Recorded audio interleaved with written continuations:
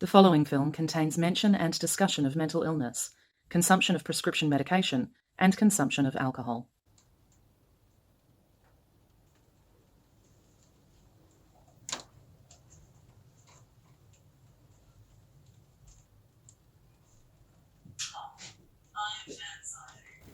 What if I told you I'd come into your home every week and show you all the ways you're doing it wrong?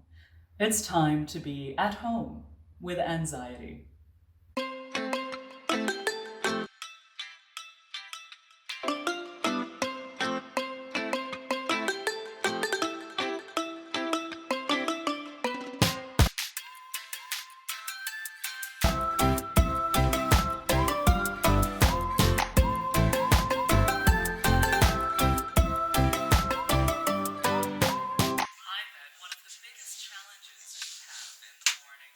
Is figuring out what to do with all of those feelings of impending doom and crushing failure. Well, I have some suggestions today that I think are kind of fun and have certainly worked for me over the years. You just have to be a bit creative. Understand the requirements of perfection and commit yourself to never making a mistake.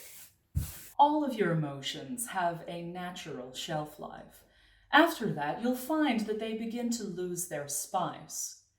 But not to worry. With a little bit of bottling, you can keep those emotions high and on hand for an eternity. Anxiety is especially good for preserving. All of those rich and varied flavors promise you a churning tummy and a quickened heart rate with every single bite. Oh, we have a question from a home viewer.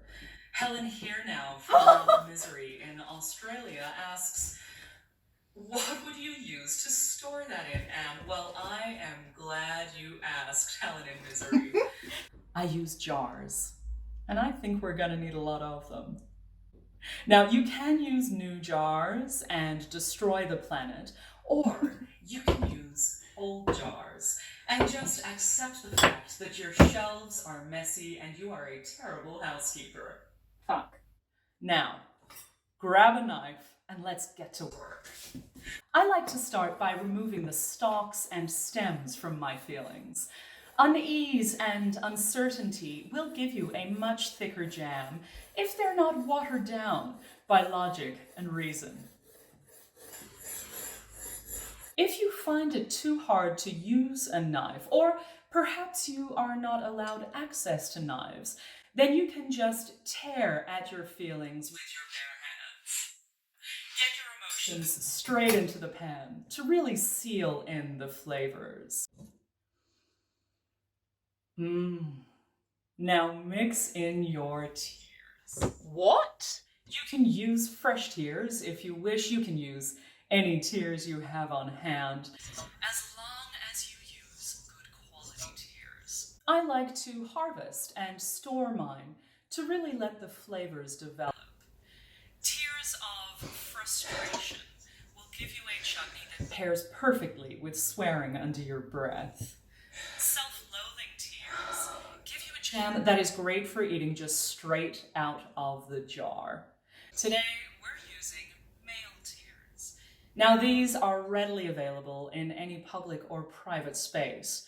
If you do have trouble locating them, just begin a conversation about Hillary Clinton or Ghostbusters, and you'll find they come to you. Male tears can add some delicious spice if they're used correctly, but they can be difficult to swallow. So just be careful not to overdo it.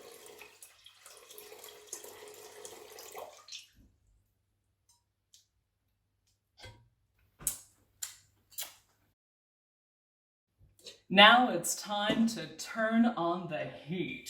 Get yourself to boiling point and hold it there for about 4 to 5 minutes, or until your panic attacks have left you utterly desiccated.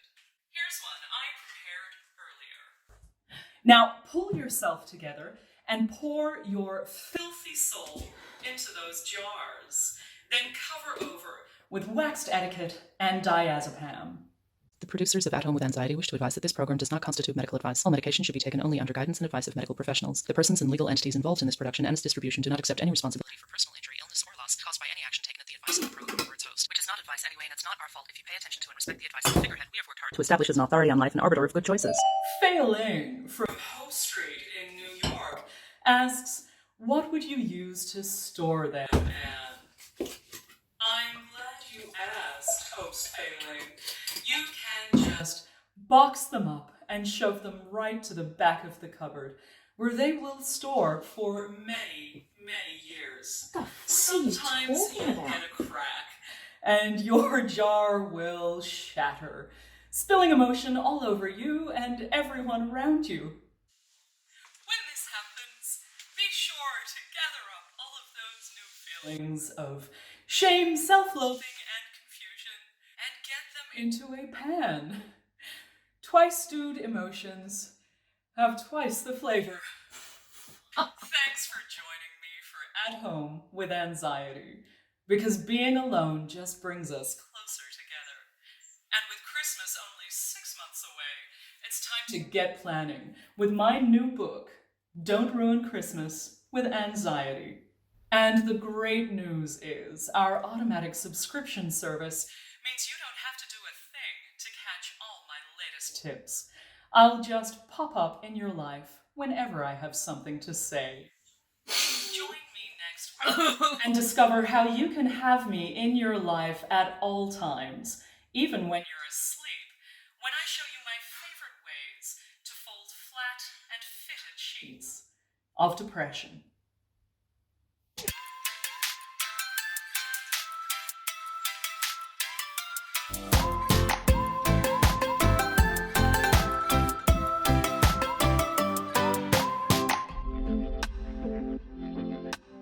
Yeah, look, I just wanted to call and say that I reckon Leslie Jones is funnier than Bill Murray.